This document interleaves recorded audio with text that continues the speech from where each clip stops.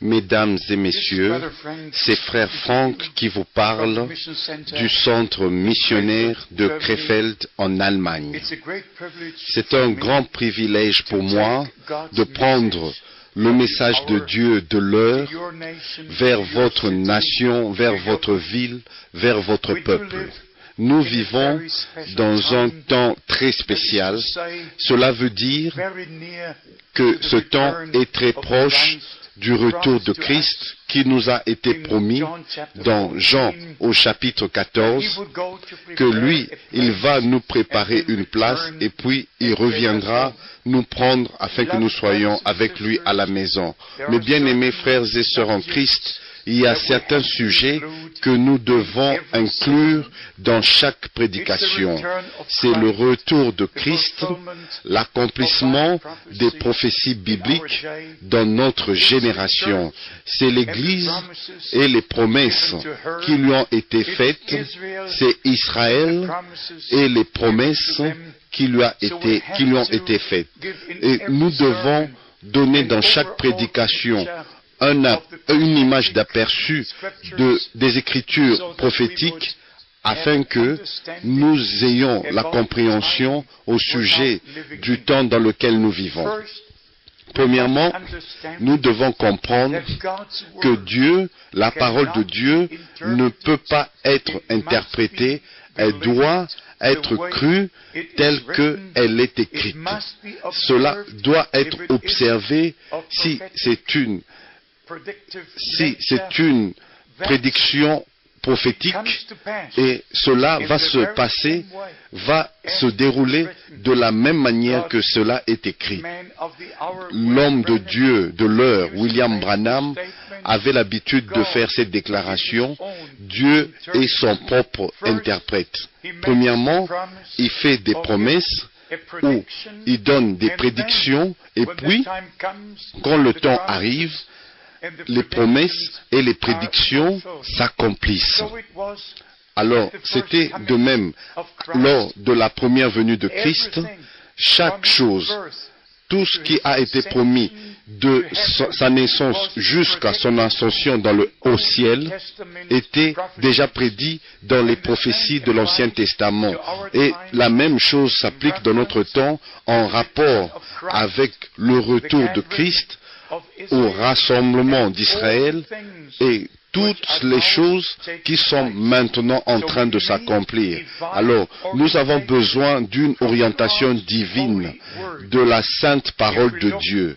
Si nous regardons dans le siècle passé, les grands hommes de Dieu, des grands docteurs, ils ont essayé de comprendre même le livre prophétique dans le Nouveau Testament, les 22 chapitres de l'Apocalypse, mais parce que le temps de l'accomplissement n'était pas encore là, leur compréhension n'était pas encore ouverte pour comprendre les Écritures qui appartiennent au temps de la fin. Maintenant, nous avons atteint ce temps de la fin, et c'est comme ça que le Saint-Esprit nous donne la compréhension, l'illumination, la clarté, et nous prend dans toute la sainte parole de Dieu, et que ce soit dans l'enseignement ou dans la prophétie, et c'est comme ça que nous appelons ce ministère apostolique et prophétique de la Bible.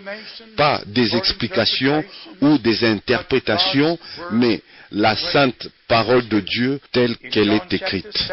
Dans Jean chapitre 7, au verset 38, le Seigneur a dit: si vous croyez en moi, comme le disent les saintes Écritures, le même point dans toutes nos prédications était et sera jusqu'à la fin Jésus-Christ, notre Seigneur et Sauveur, qui a payé le prix sur la croix du Calvaire.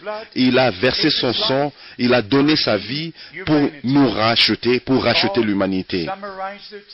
Pour le résumer, dans 2 Corinthiens, au chapitre 5, il dit: Dieu était en Christ, réconciliant le monde avec lui-même. Dieu ne nous a pas apporté une nouvelle religion ou une ancienne religion, renouveler une ancienne religion. Il n'y a pas de salut dans aucune religion sur la terre. Chaque religion a commencé avec un homme. Nous avons besoin de quelque chose qui a commencé avec Dieu.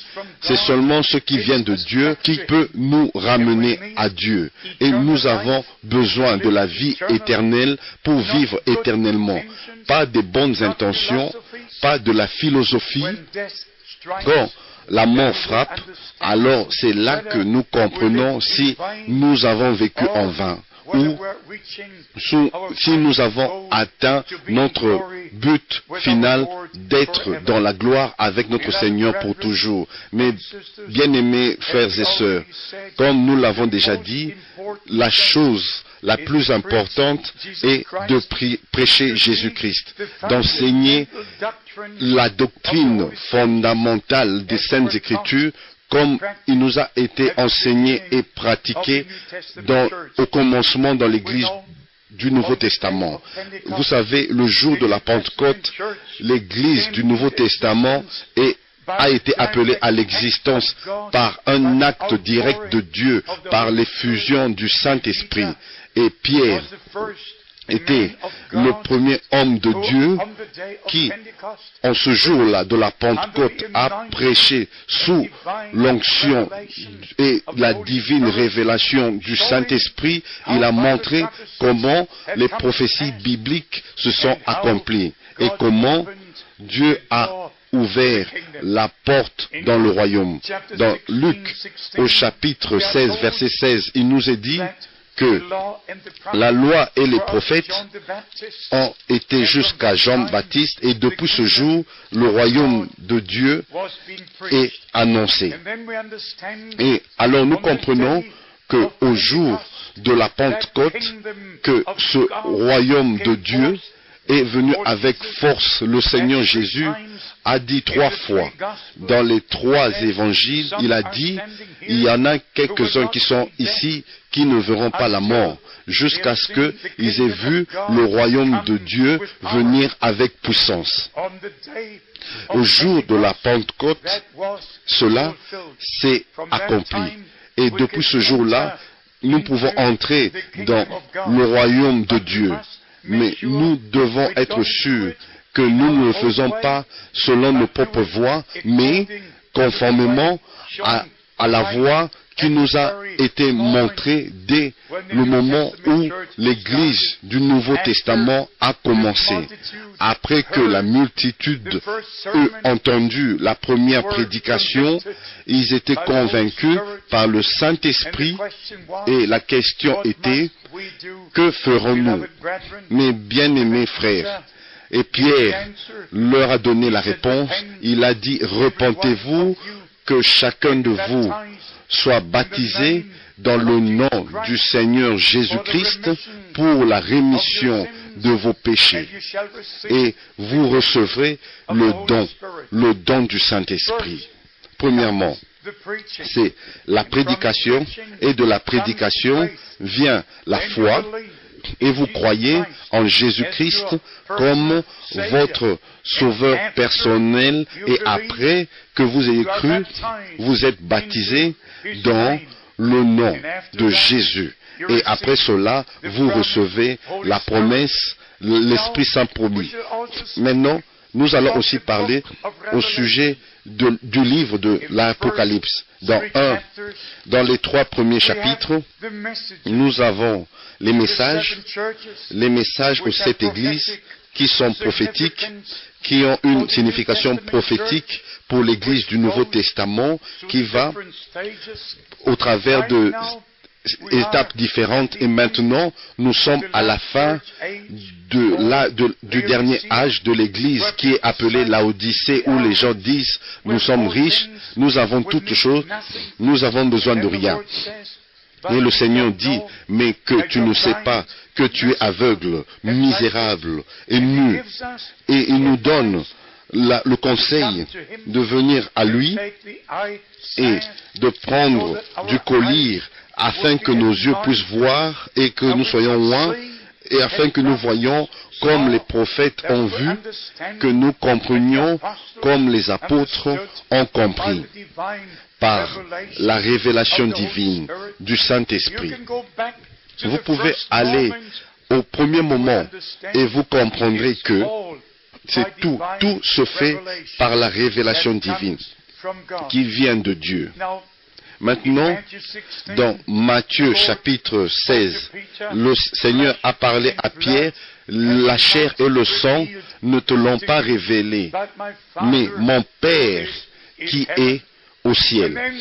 Et puis, nous allons plus loin dans Matthieu, au chapitre 28, verset 19, où le Seigneur a donné la grande commission, aller dans le monde entier et enseigner toutes les nations en les baptisant dans le nom du Père, du Fils et du Saint-Esprit. Et puis Pierre, au jour de la Pentecôte, ayant la révélation divine que Père, Fils et Saint-Esprit m'expriment que ce qu'est Dieu et comment il s'est révélé lui-même, mais dans l'alliance du Nouveau Testament, son nom c'est le Seigneur Jésus-Christ.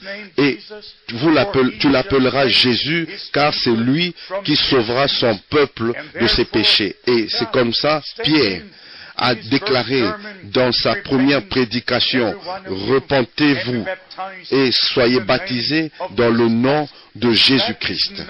Ça, ce n'est pas une nouvelle doctrine et ce n'est pas la doctrine de William Branham, comme les gens le disent parfois, mais c'est la doctrine originale des apôtres que Dieu a restauré, a rétabli dans notre génération, utilisant frère Branham comme il a utilisé le prophète Élie dans l'Ancien Testament, qui a pris les 12 pierres conformément aux 12 tribus d'Israël. Il a rebâti l'autel et il a mis le sacrifice sur l'autel et il a appelé le peuple de Dieu pour prendre une décision. Si le Seigneur est Dieu, alors ils devaient le suivre. Et de la même manière, le serviteur de Dieu, un homme envoyé par Dieu, William Branham, a été utilisé par le Tout-Puissant pour prendre de nouveau les enseignements des 12 apôtres et restaurer toutes choses telles que c'était dans l'Église du Nouveau Testament au commencement. Il y en a plusieurs dans ce temps, dans cette génération, qui ont connu ou qui connaissent frère Branham comme celui qui a été utilisé pour répandre le dernier mouvement de guérison, de salut après la Deuxième Guerre mondiale, depuis 1946, quand cet homme de Dieu a été directement appelé et lui a remis sa commission. La puissance apostolique de Dieu a été manifestée dans son ministère. Le surnaturel a pris place et il y a eu une percée et tous les autres évangélistes l'ont rejoint dans la fin des années 40 et au début des années 50 et dans ce ministère puissant. Mais il y avait un but à ce ministère. Toujours, quand Dieu fait quelque chose sur la terre, il y a un but qui est connecté à cela. Puis-je vous le dire, que cet homme de Dieu a été utilisé pour nous montrer ce que le prophète Daniel a vu, pour nous montrer par la révélation divine ce que nous lisons dans les 22 chapitres du dernier livre de la Bible. Il a commencé avec la déclaration, la révélation de Jésus-Christ.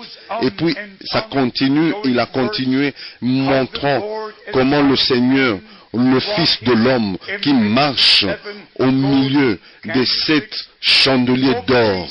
Pas de prêtre, pas de pape, personne, seulement le Seigneur, le Fils de l'homme prophétique qui marche au milieu des 7 chandeliers d'or.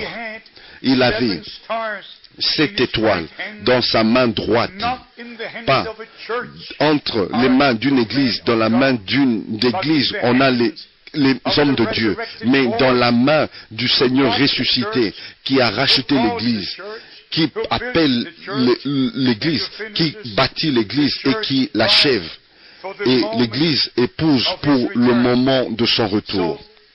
Alors, si par exemple vous allez dans les autres chapitres, dans le livre de l'Apocalypse, dans l'ouverture des 7 sceaux, mes bien-aimés frères et sœurs, chers amis, si je ne vous informe pas, il n'y a personne d'autre qui va le faire. Je dois vous dire que cet homme de Dieu, en 1963, il lui a été dit que le temps pour ouvrir les 7 sceaux est arrivé. Et en mars de la même année, il a parlé des 7 sceaux. Et depuis ce jour-là, ce livre, même pour moi, est devenu un nouveau livre. Les choses que je ne pouvais pas comprendre et placer avant. Et depuis ce jour-là, je peux placer et par la grâce de Dieu comprendre. Je ne savais pas ce que Apocalypse 13, verset 15 veut dire, là où il est parlé de l'image de la bête. Je ne savais pas ce que Apocalypse 13, verset 18 veut dire, où il est parlé du nombre de la bête. Je ne savais pas ce que Apocalypse 15, verset 2 veut dire, où il est dit, c'est le nombre de son nom. Je ne savais qui est celui-là. Qui est la bête? Qu'est-ce que le nombre? Qu'est-ce que le nom? Et puis, dans Apocalypse chapitre 13, au verset 17, le nom de la bête. Apocalypse 14, verset 11, la marque de la bête. Apocalypse chapitre 16, 2, et puis la marque de la bête. Et Apocalypse 16, verset 2 et 6, ceux qui adorent l'image de la bête. Qu'est-ce que la bête? Qu'est-ce que l'image de la bête? Qu'est-ce que la marque? Qu'est-ce que le nom? Qu'est-ce que les prophéties bibliques nous disent au sujet de ces choses importantes dans ce temps de la fin? Et puis, je vais vous le lire, juste un seul verset, afin que vous compreniez la chose, comment elle est sérieuse, comment c'est sérieux avec de telles écritures prophétiques. Dans Apocalypse chapitre 14, verset 9, nous lisons, et un troisième ange les suivait en disant d'une voix forte, si quelqu'un adore la bête et son image et reçoit une marque sur son front ou sur sa main, il boira lui aussi du vin de la fureur de Dieu versé sans mélange dans la coupe de sa colère, et il sera tourmenté dans le feu et le soufre devant les saints anges et devant l'agneau. Aujourd'hui, tout est religieux. Le monde entier est religieux. Et la bête est religieuse. La marque de la bête est une marque religieuse. Et les gens ne comprennent pas cela. Aujourd'hui, tous parlent au sujet de la conversion. Si vous allez dans l'église romaine, ils parlent de la conversion, de l'évangélisation, au sujet du retour de Christ, au sujet du temps dans lequel nous vivons. Ils parlent au sujet de toutes ces choses qui se passent maintenant dans le mouvement charismatique. Si vous allez dans la religion musulmane, ils parlent de la conversion à leur religion. Et actuellement, toutes les religions utilisent les mêmes termes, les mêmes terminologies, sont utilisées dans chaque religion. Si un parle au sujet de Dieu, il parle de religion au sujet des doctrines Mais qu'est-ce que les Écritures nous disent vraiment en elles-mêmes? Pas ce que nous disons sur les Écritures, mais ce que la Bible dit. Ici, nous avons lu que ceux qui seront tellement aveuglés et ils vont glisser dans ce dernier système qui est si bien décoré et si bien vu. Et puis, ça sera l'image de la bête. Si vous allez dans Apocalypse, chapitre 17, là, nous avons l'image que la grande prostituée chevauche la bête. Qui est la prostituée? Qui est la bête? Je sais que ce n'est pas fameux, ce n'est pas bon de toucher ces choses. Mais je suis ici pour vous dire que l'éternité est très longue et nous devons connaître la parole de Dieu pour aujourd'hui. Nous devons sortir de toute captivité babylonienne et confusion babylonienne. Nous devons retourner à Dieu et à sa parole. Nous devons savoir que ceci est le temps de la restauration de toutes choses. Nous devons savoir qu'il y a deux unions qui sont maintenant en train de s'accomplir. Une sous l'Antichrist où toutes les religions trouvent leur place et une autre sous Christ où tous les vrais enfants de Dieu sont unis, respectant Christ comme la tête de l'Église, respectant tous les enseignements de l'Église du Nouveau Testament comme étant valides aujourd'hui. Pas se joindre à une Église, mais être né de nouveau, afin que nous ayons accès à la vie spirituelle et aussi aux choses spirituelles.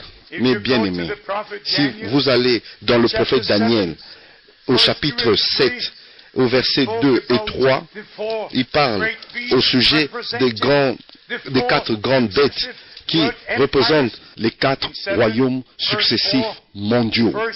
Et chapitre 7, verset 4, première bête, chapitre 7, verset 5, deuxième bête, chapitre 7, verset 6, troisième bête, chapitre 7, verset 7, quatrième bête. Et puis, il nous est donné la description directe que ces quatre bêtes représentent quatre royaumes et le dernier sera le royaume romain qui réapparaît de nouveau ici en Europe, dans l'Union européenne, l'ancien empire romain qui retourne, qui revient encore au pouvoir et toute la terre devra se soumettre à cet empire romain. Mais bien aimés frères et sœurs, le sujet principal, c'est le retour de Christ.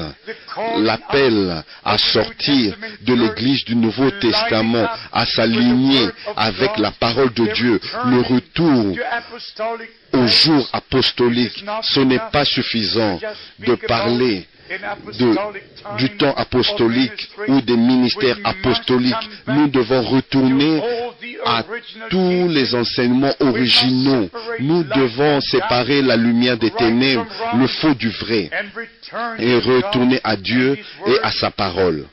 Maintenant, conformément à Matthieu chapitre 24 verset 14, cet évangile du royaume qui inclut tous les aspects de l'évangélisation, l'enseignement prophétique des Saintes Écritures doit être enseigné et prêché à toutes les nations. Et c'est comme ça que Dieu nous a donné cette opportunité d'être en service pour vous en son nom, pour vous dire que ceci est le temps final avant le retour de Christ. C'est l'appel à se réveiller. Voici l'époux vient. Allez à sa rencontre. Que ceci soit utilisé comme un appel de réveil aujourd'hui. Nous ne devons pas dormir ou nous reposer, mais venir au Seigneur et reconnaître le jour et le message. Et je crois que le Seigneur vous a parlé, chers amis, au travers de sa sainte parole qui vous a été annoncée. Si nous appelons ce ministère apostolique et prophétique, cela doit être vraiment apostolique et prophétique. Cela doit être la même parole de Dieu, le même évangile, le même baptême dans l'eau, le même baptême du Saint-Esprit, la même parole de Dieu dans toutes ses voies, dans tous ses aspects, comme c'était au commencement. Si Dieu vous a parlé, nous serons vraiment heureux d'avoir de vos nouvelles. Que ces bénédictions se reposent sur vous dans le saint nom de Jésus-Christ. C'est ma prière. Amen.